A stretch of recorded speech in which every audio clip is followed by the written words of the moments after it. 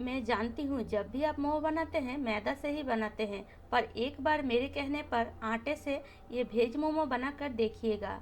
आपको खाने में इतना टेस्टी लगेगी कि आप मैदा का मोमो बिल्कुल भी भूल जाएंगे। जब भी मोमो बनाएंगे आटे से ही बनाएंगे।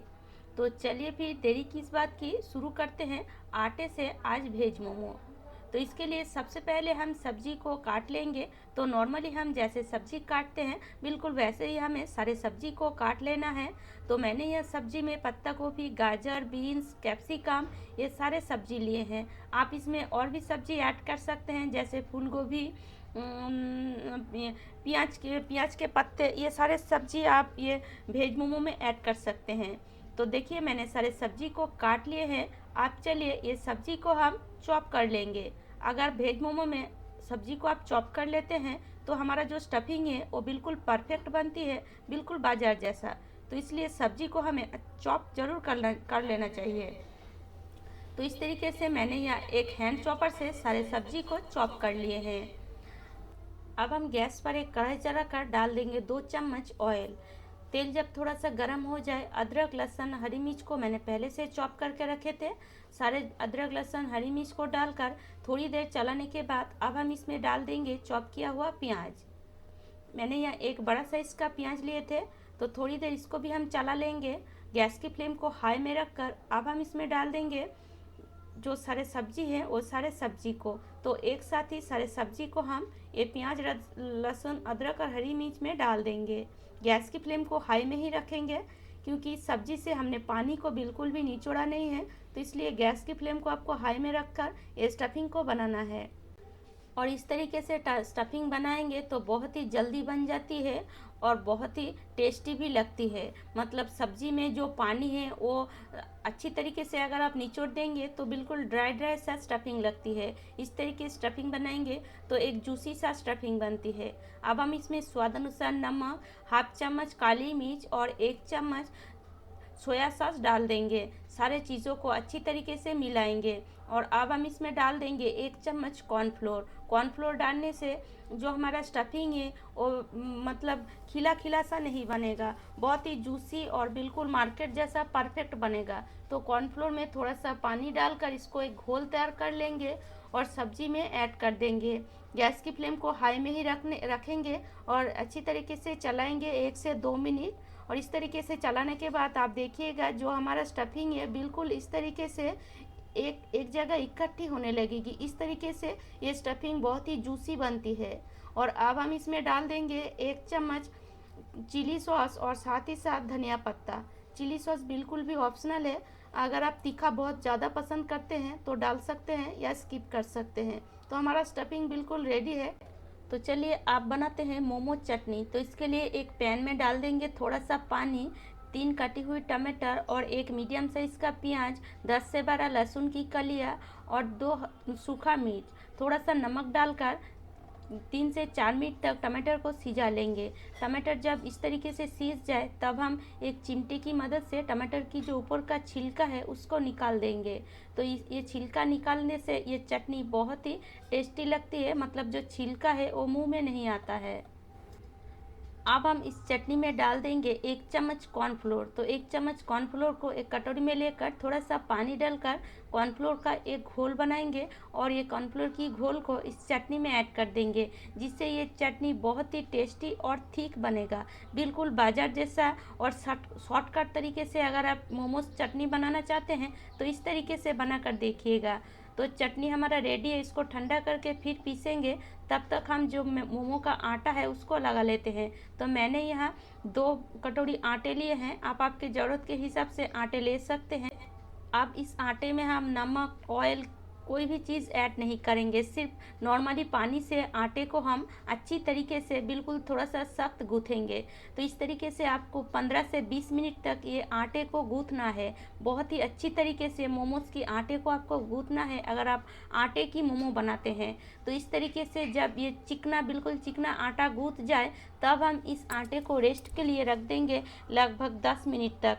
10 मिनट तक रेस्ट के लिए ज़रूर छोड़िएगा, जिससे ये आटा और थोड़ा सा नरम बन जाती है। और मोमो बनाने के लिए आपको आटा बहुत, मतलब आटे की जो गूँथना है वो सख्त ही आपको रखना है, नहीं तो आपका जो मोमो है वो आप बना नहीं पाएंगे। तो चलिए अब हम जो चटनी है उसको पीस लेते हैं, क्योंकि हमारा जो चटनी है बिल्कुल ठंडा हो गया है। तो चटनी को हम थोड़ा सा दरदरा पीसेंगे। ये चटनी इस तरीके से बहुत ही टेस्टी लगती है।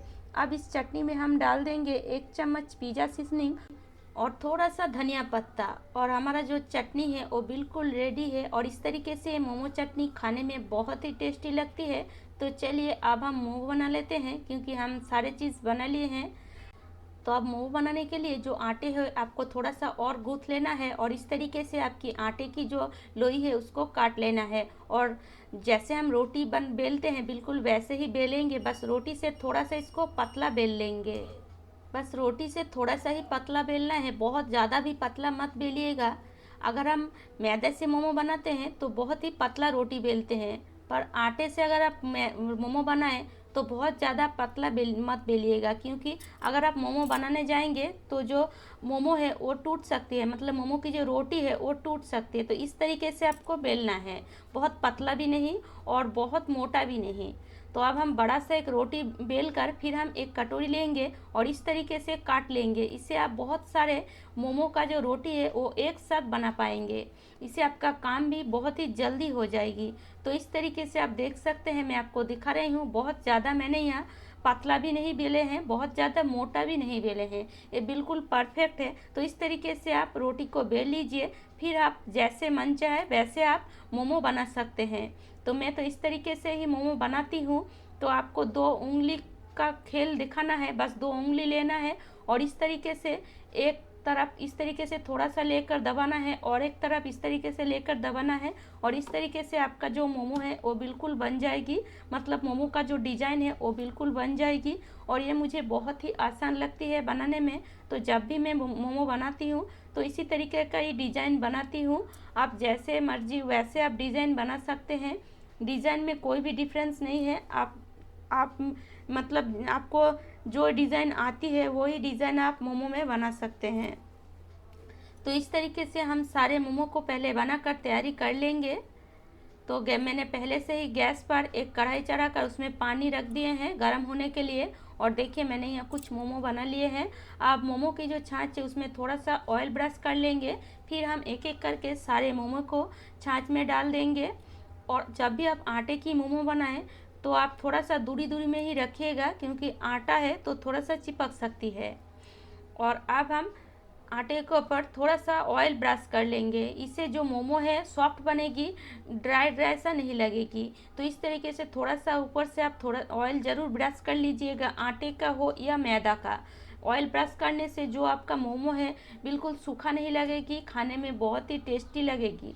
तो लगभग 15 से 20 मिनट मैंने मोमो को सिजा लिए हैं। और अब हम मोमो जब पूरी तरह सीज जाए तब हम उसके ऊपर थोड़ा सा कश्मीरी लाल मिर्च पाउडर, थोड़ा सा पिज़्ज़ा सीजनिंग और ऊपर से धनिया पत्ता ऐड कर देंगे, और हमारा जो मोमो है वो बिल्कुल बन के रेडी है।